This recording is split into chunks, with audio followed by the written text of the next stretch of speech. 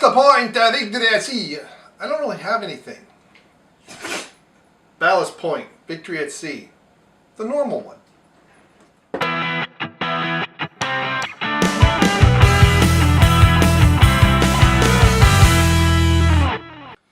Hey, it's Brain Muffin back with another beer review. And here we have from, is this Ballast Point Brewing? Is that really the name? Yeah, Ballast Point Brewing Company. I think this is the first thing I've ever had by theirs. I'm not positive. Maybe I've had some stuff. This is Imperial Porter. This is porter with coffee and vanilla. So Victory at Sea. And apparently they have several versions of this where they've aged it in different things, kind of like people do with stouts. So being a porter, what I expect is a very deep brown color. From the coffee and vanilla, obviously we're going to get some other flavors. We're going to get some coffee and vanilla flavors. So if you put this in oak barrels, you can probably get a lot of vanilla from the oak. Oh my goodness. Right on the nose. And so it's nice and clear, deep brown, dark brown head, kind of like brown sugar. This is exactly what I would expect. It's quite foamy. Wow. Oh, and it's just like coffee and vanilla, and there's almost no malt. Now, unlike a stout, porters can have bitterness coming from hops, if you're going to stay true to style. But who does that anymore unless you're going to enter it in a contest somewhere?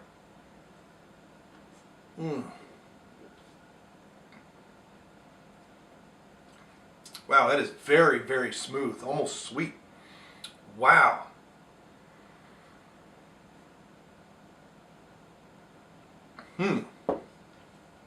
So that's 10% alcohol, and it is so smooth and so sweet. This is definitely one that's going to sneak up on you. My goodness, that's good. There's real hints of bitterness on the back end, way, way late. I mean, it's like, there's the alcohol burn coming in too. But it's so late, and it's just so subtle. Man.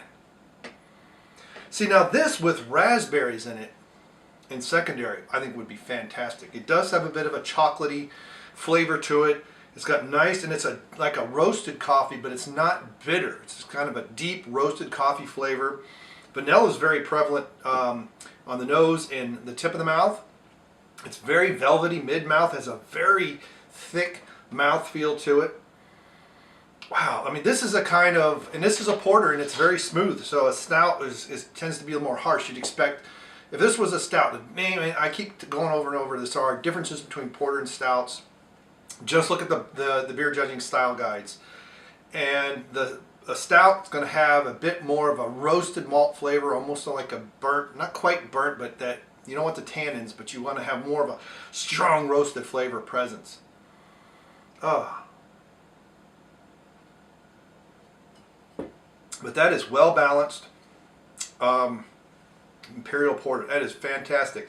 And this, to me, tastes like a beer that really wants to be afloat. I mean, this is almost a dessert in amongst itself. If you were to do this as a dessert beer, because it is sweet, I would do something tart with it, say a blackberry cobbler or raspberry cobbler. I wouldn't do anything really overly sweet. So you want that tartness. It's going to have some sweet and some tart. You could definitely put ice cream in this. You could go with the obvious vanilla and chocolate. But you could actually, I think, get away with a sherbet with this too. It's to have that tanginess as a contrasting flavor. Because it's got a lot of vanilla and coffee and roasted malt and hints of chocolate in it. And so it has a very sweet finish. So, you know, if you had an ice cream that was a little bit more tangy, I think it would be an interesting combination of flavors. Man. I mean, you could do raspberry ice cream. You could throw Rocky Road in here if you really wanted to, or Moose Tracks. But really, I think a sherbet would be an interesting, especially just spooning around, it'd be an interesting mix. Make it a lot foamier too. Wow, that is very good. So to me, this is a solid, this is like a 4 3/4. My minor nitpicks is the alcohol burn for a 10% is a little high, although it is very, very late. And I really want to reserve space for the other versions of this where they've aged it on other things to say, you know, how can I give this a 5 if the next one's even better?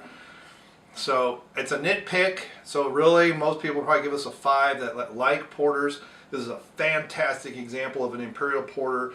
It's not overly bitter. It's not thick. It has that thick associated with a stout. Even though most stouts are very, you know, but it's not like a milk stout. It's not really. It's not overly sweet. It's not like an oatmeal stout that's overly thick. It's really in between. It's a nice mixture. I wouldn't be surprised if they use some oats and some other things in it.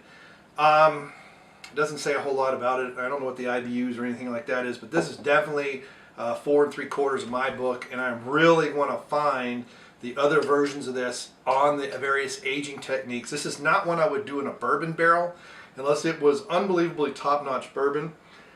You're going to get a little too much. Oh, it's going to be overly vanilla, and you're going to get that bourbon bitterness. I think it was going to really, in my view, counteract the roasted coffee flavor you get. That's nice, deep, rich coffee flavor without the tannin bitterness. And you put it on bourbon barrels, you may get that. You could definitely do oak barrels. You could do some other things, and they do have done something. It's like I said, I would secondary. If I made this, I would definitely do a version where I secondaried. I'd take maybe 4 or 5 pounds of raspberries and frozen raspberries and just plop them in there. And they don't have to necessarily be frozen. Obviously, if they're new, you know, clean them somehow. But 10% is going to kill a lot of stuff, so you don't really have to worry about infection too much. You still have to worry about it. You just can't dump them in there out of the blue. But the alcohol is going to pull out the flavor, and blackberries either would work as well. And they're going to, the alcohol pull that flavor out. You're going to get some of that tartness as well, and that's going to be an interesting combination there. So I did earn a badge, unlocked the badge. Apparently I got to do all C's Victory at Sea Day, which is the 15th of December or something like that.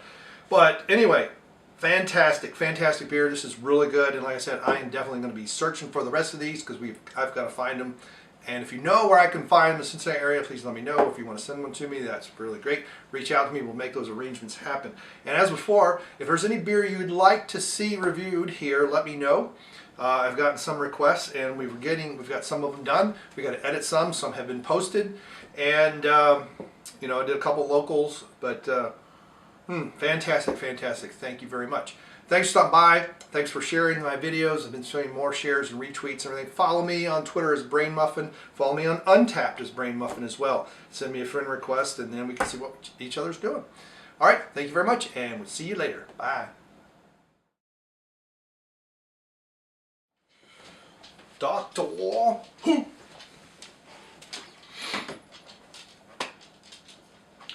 don't really have a whole lot of other nonsense, do we?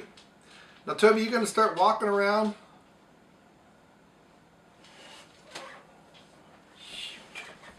Dog. Get out of there.